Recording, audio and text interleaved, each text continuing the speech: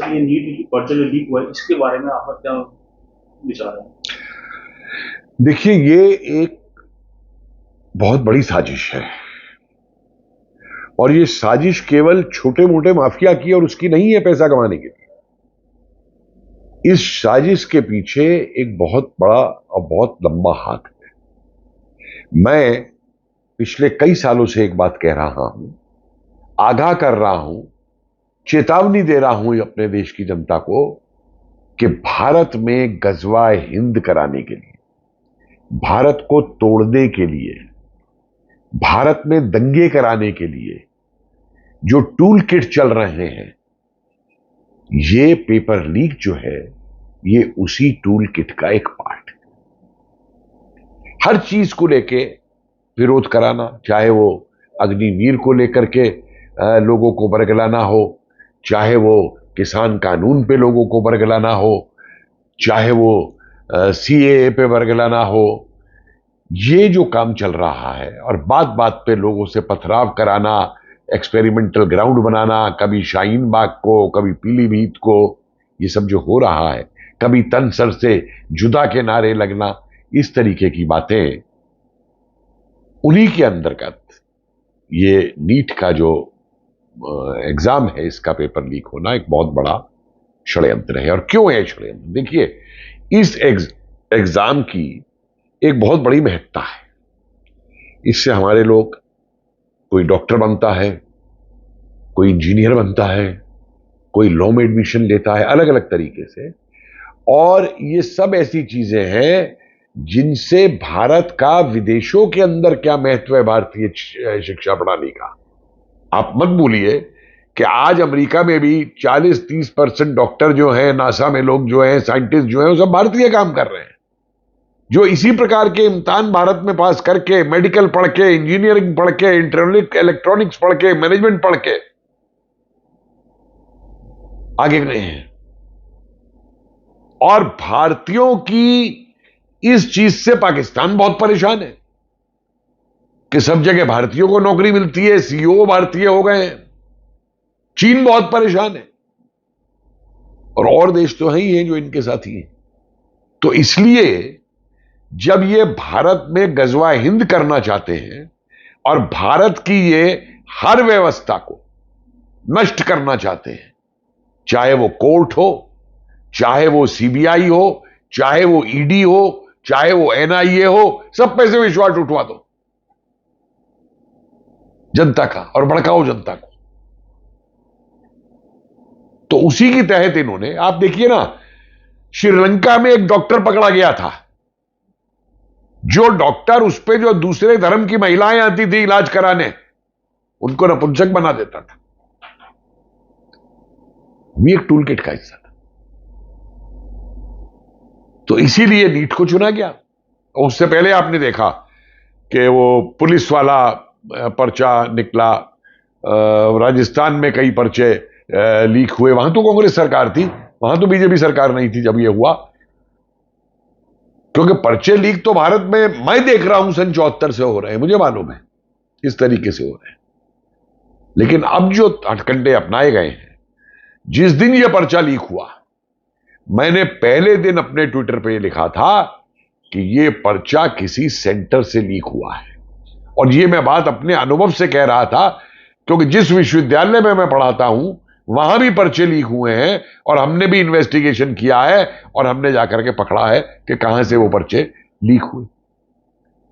और अब आपके सामने जो सच आ रहा है सीबीआई इंक्वायरी के बाद में, कौन से सेंटर से लीक हुआ, वो इसी स्कूल से। इस स्कूल का मैनेजमेंट किसका है? अल हमाद नवई मुंबई में बैठे हुए एक ट्रस्ट का, Al Hamad education and welfare trust, Navi Mumbai का। लेकिन स्कूल का खोलता है हजारीबाग में। उस स्कूल का प्रिंसिपल कौन है? एहसानुल हक। वाइस प्रिंसिपल कौन है? इम्तियाज आलम। और साथ में एक पत्रकार जो पकड़ा गया है, जमालुद्दीन। अब देखिए ये कैसे होता है। जब एग्जाम के पर्चे सील बंद एक सेंटर पे भेज दिए जाते हैं तो सुपरिटेंडेंट जो होता है एग्जाम का उसके पास होते हैं। सुपरिटेंडेंट कौन है? ये प्रिंसिपल साहब खुद है। और जब अगले दिन वो पर्चा खोला जाता है 2-3 गवाहों के सामने, तो गवाह कौन होते हैं? इन्हीं के आदमी, इन्हीं के टीचर, इन्हीं के सुपरिटेंडेंट। तो अगर इन्होंने एक दिन पहले सील तोड़ करके उसको निकाल लिया और अगले दिन सवेरे दिखा दिया हम सील तोड़ रहे हैं और सबने दस्तखत कर दिए, तो जो पर्चा आउट होना है वो तो आउट हो गया ना। और इसलिए वाइस प्रिंसिपल कौन था? वो भी इनका आदमी था। उसके बाद ये पर्चा लीक आउट होके कहां जाता है? बिहार। और बिहार के अंदर आपने देख ही लिया है कि किन लोगों के नाम इसमें आ रहे हैं, कौन किसका सेक्रेटरी है, कौन कौन से राजनीतिक दल से है, वो आपके सामने आ चुका है। और ये खेल यही नहीं रुकता। इस खेल को और आगे बढ़ाने के लिए आयुषी पटेल नाम की एक लड़की, जिसके क्या राजनीतिक संबंध हैं वो भी सामने निकल के आ गए हैं उसके परिवार के, वो एक मुकदमा करती है कि मेरी ओएमआर शीट जिस पे उत्तर दिए जाते हैं खिलवाड़ किया गया। हाईकोर्ट का निर्णय देखिए, उस पर क्या दिया हाईकोर्ट ने? कोई खिलवाड़ नहीं।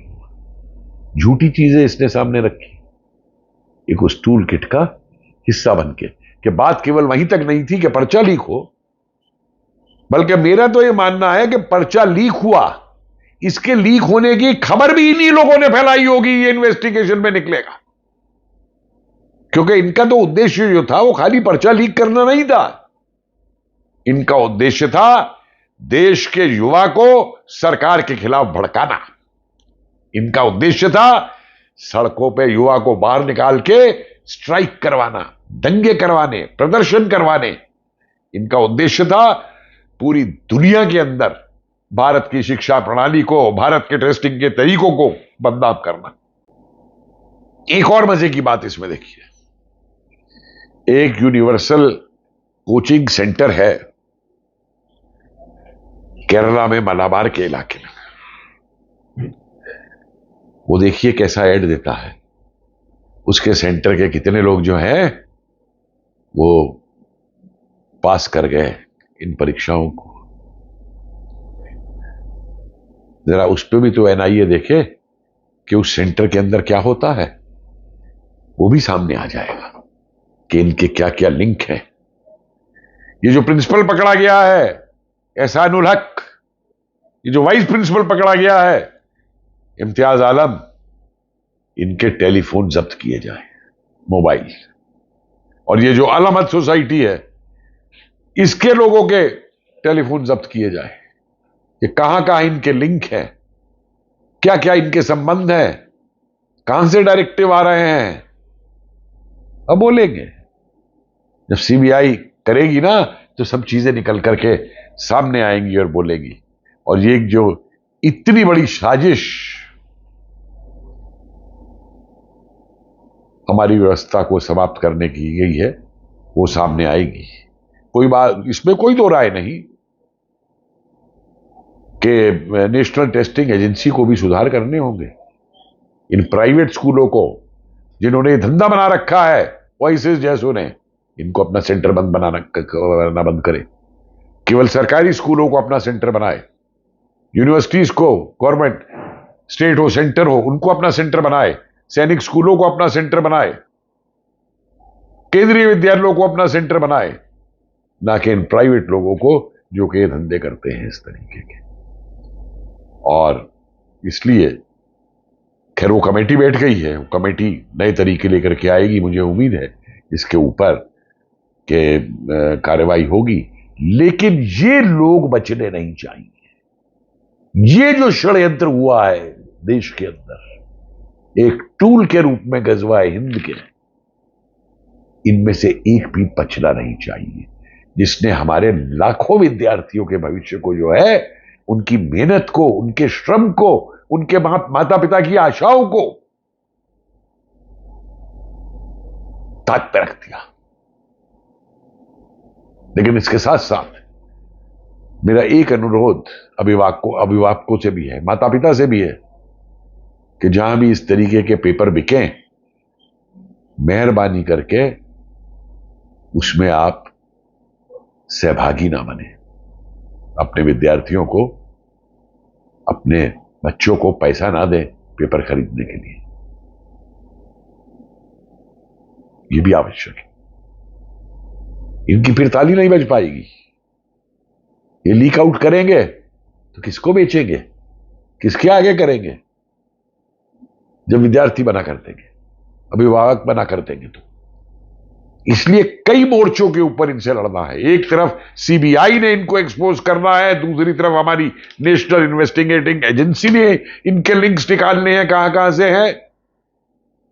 नेशनल टेस्टिंग एजेंसी को अपने में सुधार करना है, तो वहां दूसरी तरफ विद्यार्थियों और उनके माता पिता की भी एक जिम्मेवारी बनती है इस व्यवस्था को सुधारने की।